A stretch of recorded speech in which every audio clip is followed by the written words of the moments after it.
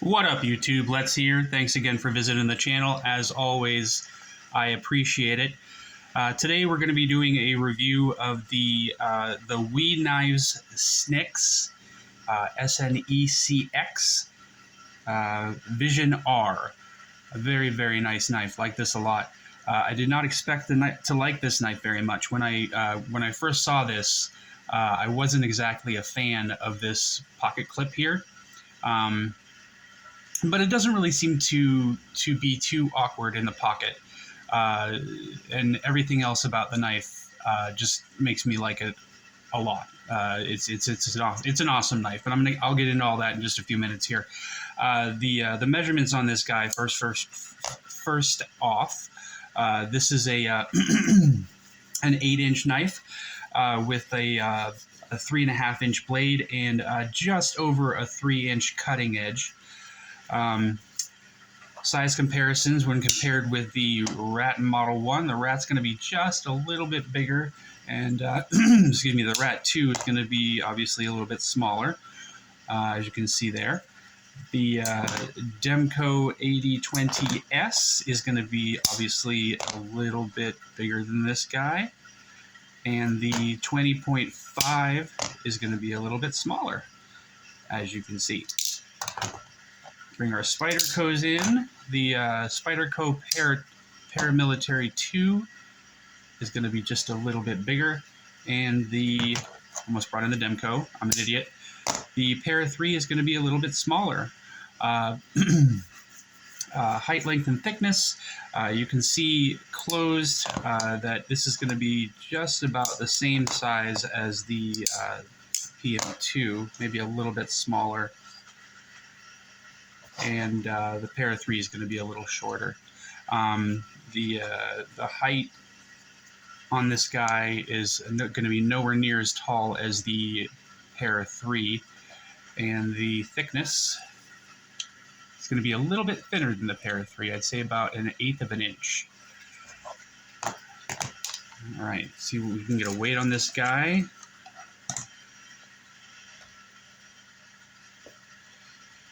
See if we're zeroed out. Okay, good. All right, so this is coming in at 3.6 ounces. Excuse me. Yep, 3.6 ounces. Blade stock thickness, let's check that out. So that guy is 116 thousandths, which is pretty thin. Excuse me. The hardware on this guy, you're going to have a T8 at the pivot, you're going to have a T8 on the body screws, and the pocket clip screws. As you can see, you've got minimal hardware on this guy. If I can get the focus to fix. Okay, yeah, good. Minimal hardware. You've got 2 body screws, you've got 2 pivot screws. That's it, which is awesome. Putting this guy in the pocket, it is a little bit awkward at first, having this pocket clip here, but it kind of figures out how it wants to sit in your pocket. It doesn't cause it to sit sideways. It's not totally uncomfortable, anything like that. It just looks really, really weird. But it doesn't affect the way it sits in your pocket as far as my experience is concerned. But, you know, I wear both basketball shorts and jeans, and I've used this wearing both, and it didn't feel odd to me at all with either one of them. So I'd say that's not a big deal. This guy is running on bearings. The blade itself has kind of a, I don't know if you want to call it a compound grind, or see if I can get you a good view of that. Yeah, you can see there's kind of 2 grinds here. There's a grind here, and there's another grind here. And then it's also got a flat that carries out to about maybe 50% of the blade. This looks as to be like a bead blasted finish to me. Very, very thin at the edge. This is not a knife, guys. This is a I don't know, particle separator. Is that what you want to call it? This thing slices just amazingly. I mean, it powers through everything that I've used on it. Cardboard, obviously tape, canvas. It's a slicing machine, and I think that has a lot to do with the blade geometry and how thin this blade is, and it's just absolutely wonderful. The action on this is very smooth. With this lock here, it almost kind of acts like a button lock. You pull this back, it just falls shut. There's no resistance there whatsoever. So it just makes for a very easy, very smooth action. Very easy to use, flips out really easily when you can do it properly. And then, when you pull this lock back, it falls straight back. Now, that's one of the bigger things that I wanted to talk about here. People have talked about this before when they've done videos on these. This lock here, this bar, you just pull this back and the lock kind of disengages and then the knife falls. But if you're not careful, when you pull this back, it'll pull straight up and you can get this to come out completely. That's not a problem.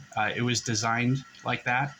I don't know if that's for ease of disassembly or ease of cleaning or what that is designed like that for. But it's not a... Oh, come on. Give me a break. Okay.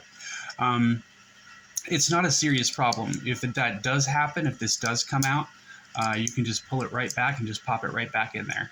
I think it makes it easier to kind of just pull straight back, and that won't cause it to pop out. If you pull back and up, then that's going to cause this to come out. But once you get used to it, it doesn't happen at all, I've noticed. I will say getting used to using this was kind of tough, just because as thin as this thing is and as big and meaty as my finger is, it hurt like hell the first day I was using this. But once my finger got used to having pressure on that particular point over and over and over again, it kind of got used to it, and now it's not exactly painful anymore. It's a little bit uncomfortable still, but I'm sure that'll go away. But this is a very fidgety, very pleasant cutting experience. I like this knife a lot, and I didn't expect to like it at all. As soon as this is available again, I'm going to be going to get this guy. I think that this was around $250. I can't remember the price. I'm sorry, guys. I forgot to look that up before I did the video. And I don't think these are available right now, but they should be coming back out again. This obviously is of full titanium scales with, what is this, 20 CV or... I've forgotten what the blade steel is, guys. I'm sorry. And of course it doesn't say that on here. But I'll get that back. I'll get that information to you on the next video. But yeah, this is a very, very recommendable knife as far as I can tell, or in my opinion, rather. It is a Wii knife, so it's going to be good quality. The action is going to be good. The lockup's going to be good. There's no side-to-side play. There's no up or down play. The aesthetics on this are it's a little odd, but it grows on you. I don't exactly like the holes here. I do love this blade shape, though. It's kind of like I don't know. It's kind of like an upswept Warncliffe, maybe, or a sheep's foot. I don't know. I'm not exactly sure what you would call this, but it's both aesthetically pleasing and it's very, very utility oriented. This is an absolutely wonderful, wonderful knife. I would recommend this to anybody who is looking for a lightweight, easy to use, fun to play with, just, absolute slicer of a knife. So I think that's it, guys. I don't really have much else to tell you about this one. What else did I want to say to you? I got a couple more reviews to do that I'm going to try to get done today. Yeah, I think that's about it. I don't really have anything else for you. I hope you guys enjoyed the video. If you did, please like and subscribe. Send me some comments. I'd love to talk to you guys. But otherwise, that's it for today. Stay up, y'all. Take it easy. Bye.